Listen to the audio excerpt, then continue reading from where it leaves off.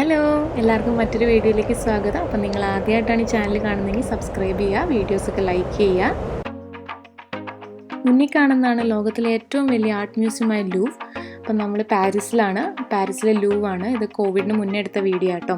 അപ്പോൾ ഈ മൊത്തമാണ് ലൂവ് മ്യൂസിയം. ഈ സൈഡിൽ കൂടി കാണുന്ന എല്ലാം ലൂവ് മ്യൂസിയം ആണ്.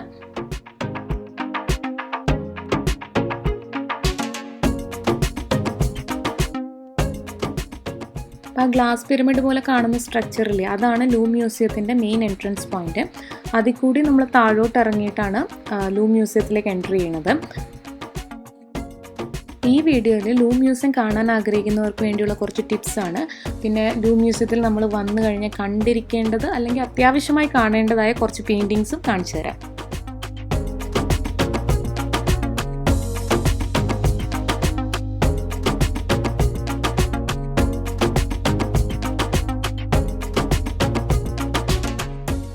നിങ്ങൾ ലൂവ് മ്യൂസിയം വരാൻ ആഗ്രഹിക്കുന്നുണ്ടെങ്കിൽ ടിക്കറ്റ്സ് ഓൺലൈനിൽ തന്നെ ബുക്ക് ചെയ്യുക. ഏറ്റവും തിരക്കുള്ളൊരു സ്ഥലമാണ് ഈ ലൂവ് മ്യൂസിയത്തിൻ്റെ ഈ കോർട്ട്യാർഡ് എന്ന് പറയുന്നത്. ലൂവ് മ്യൂസിയം ഒരു ആർട്ട് മ്യൂസിയം എന്നതിലുപരി ഒരു വലിയ ലാൻഡ്മാർക്കും കൂടിയാണ് ഫ്രാൻസിലെ, എസ്പെഷ്യലി പാരീസിലെ. അപ്പോൾ അതുകൊണ്ട് തന്നെ ഇതിൻ്റെ മുന്നിൽ നിന്ന് ഫോട്ടോ എടുക്കാനും അല്ലാണ്ട് മ്യൂസിയത്തിൽ കയറാനും ഒക്കെ ആയിട്ട് എപ്പോഴും വലിയ ക്യൂ ആണ് ഇവിടെ. ഏകദേശം 10 മില്യൺ വിസിറ്റേഴ്സാണ് ഒരു വർഷം ലൂവ് കാണാൻ എത്തുന്നത്. അപ്പോൾ സീസൺ കൂടിയാണെങ്കിൽ യൂറോപ്പിലൊക്കെ വെക്കേഷൻ ആവുന്ന സമയം അല്ലെങ്കിൽ സ്കൂൾ വെക്കേഷൻ സമയമൊക്കെ ആണെങ്കിൽ ഈ ലൈനിലൊന്നും നിൽക്കില്ല ആൾക്കാർ. ഈ കോർട്ട്യാർഡ് മൊത്തം ക്യൂ ആയിരിക്കും. ഗ്ലാസ് പിരമിഡിൽ കൂടി നമ്മൾ ഉള്ളിൽ വന്നു കഴിയുമ്പോൾ അവിടെ ഒരു റിസപ്ഷൻ പോയിൻ്റ് ഉണ്ട്. അവിടെ നമുക്ക് മാപ്പ്, ഓഡിയോ ഗൈഡ്, പേഴ്സണൽ ഗൈഡ് അല്ലെങ്കിൽ ആൻഡ്രോയിഡ് ഫോണിൽ അത് ഡൗൺലോഡ് ചെയ്യാനുള്ള ഓപ്ഷൻ അങ്ങനെ കിട്ടും. അപ്പോൾ അതിൽ ഏതെങ്കിലും ഒരു ഓപ്ഷൻ നമ്മൾ എടുക്കാൻ ശ്രദ്ധിക്കാം. കാരണം ഒരു ഗൈഡ് ഇല്ലാണ്ട് നമുക്ക് മ്യൂസിയം കാണാൻ കുറച്ച് ബുദ്ധിമുട്ടാണ്.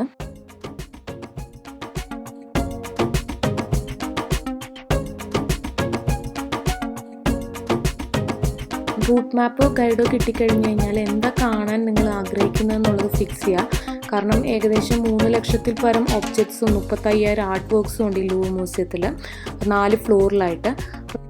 ഏറ്റവും തിരക്കുള്ള റൂം മൊണാലിസയുടെ പെയിൻറ്റിങ്ങുള്ള റൂമാണ്. മൊണാലിസയുടെ പെയിൻറ്റിങ് നമ്മൾ പണ്ടൊക്കെ സ്കൂൾ ബുക്കിൻ്റെ കവറിൽ കണ്ടതിനെക്കാട്ടും ചെറുതാണ് ശരിക്കും പറഞ്ഞാൽ. അത് ഹൈലി പ്രൊട്ടക്റ്റഡ് ആയിട്ട് ഒരു ഗ്ലാസിൻ്റെ പുറകിലാണ് വെച്ചിരിക്കുന്നത്. അപ്പോൾ നിങ്ങൾ മൊണാലിസയുടെ പെയിൻറ്റിങ് കാണാൻ വേണ്ടി മാത്രമാണ് ലൂവ് മ്യൂസിയത്തിൽ വരാൻ ആഗ്രഹിക്കുന്നതെങ്കിൽ ഇങ്ങനെ ടിക്കറ്റ് എടുത്ത് കാണേണ്ട ആവശ്യമില്ല. അതിന് വേറൊരു വഴിയുണ്ട്, അത് ഈ വീഡിയോയുടെ അവസാനം ഞാൻ പറയാം. രാജഭരണത്തിൻ്റെ മുകളിൽ ഫ്രഞ്ച് റിപ്പബ്ലിക്കിൽ നേടിയ വിജയത്തിനെ സൂചിപ്പിക്കുന്ന ഒരു പെയിൻറ്റിംഗ് ആണിത്. ഫ്രഞ്ച് പതാക ഏന്തി നിൽക്കുന്ന സ്ത്രീയുടെ പേര് മരിയൻ എന്നാണ്. അപ്പം അവരൊരു നാഷണൽ ഫിഗറാണ്. ഇവിടുത്തെ കോയിൻസിലും സ്റ്റാമ്പിലും ഒക്കെ തന്നെ മരിയൻ്റെ ഫോട്ടോ ഉണ്ട്.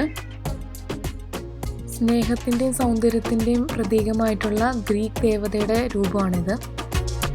ഇത് മെറ്റാമോർഫോസിസ് എന്ന ബുക്കിൽ എഴുതിയ കഥയെ ബേസ് ചെയ്തുണ്ടാക്കിയൊരു സ്കൾപ്ചറാണ്. സ്നേഹത്തിൻ്റെ പ്രതീകമായ ക്യൂപ്പിഡിനെയാണ് ഇതിൽ കാണിച്ചിരിക്കുന്നത്. ഇത് വിജയത്തിൻ്റെ ഗ്രീക്ക് ദേവതയായ നൈക്കിൻ്റെ പ്രതിമയാണ്. ശക്തിയും ബുദ്ധിയും റെപ്രസെൻ്റ് ചെയ്യുന്ന ഈ പ്രതിമ ഒരുതരം ഗാർഡിയൻ റോളിലാണ് എപ്പോഴും കാണപ്പെടാറ്. മദർ മേരീനെ രാജ്ഞിയായി പ്രഖ്യാപിക്കുന്ന ചടങ്ങിൻ്റെ ഒരു പെയിൻറ്റിംഗ് ആണ്. നെപ്പോളിയൻ്റെ അപ്പാർട്ട്മെൻറ്റിലെ ഒരു റൂമാണ്. ഇതുപോലെ കുറേ റൂംസ് ഉണ്ട്. ശരിക്കും ആഡംബരത്തിൻ്റെ ഒരു പ്രതീകം എന്ന് വേണേൽ പറയാം. ഇത് ഫ്രഞ്ച് രാജാക്കന്മാരുടെ കിരീടവും അതിലുപയോഗിച്ചിരുന്ന കല്ലുകളും ഒക്കെയാണ്.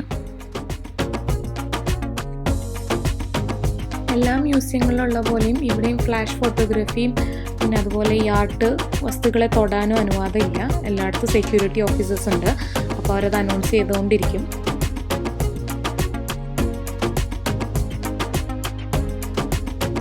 നിങ്ങളിവിടെ വരുന്നതിന് മുമ്പ് ഇവിടുത്തെ ഹോളിഡേസ് അതുപോലെ തന്നെ ലൂവ് മ്യൂസിയത്തിൻ്റെ വർക്കിംഗ് അവേഴ്സും ചെക്ക് ചെയ്യണം.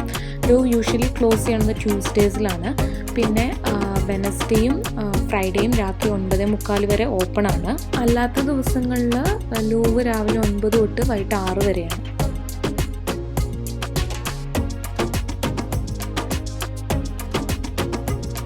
യൂറോപ്യൻ യൂണിയനിൽ താമസിക്കുന്ന 26 വയസ്സിന് താഴെയുള്ളവർക്ക് ലൂവ് മ്യൂസിയത്തിലേക്കുള്ള എൻട്രി ഫ്രീ ആണ്.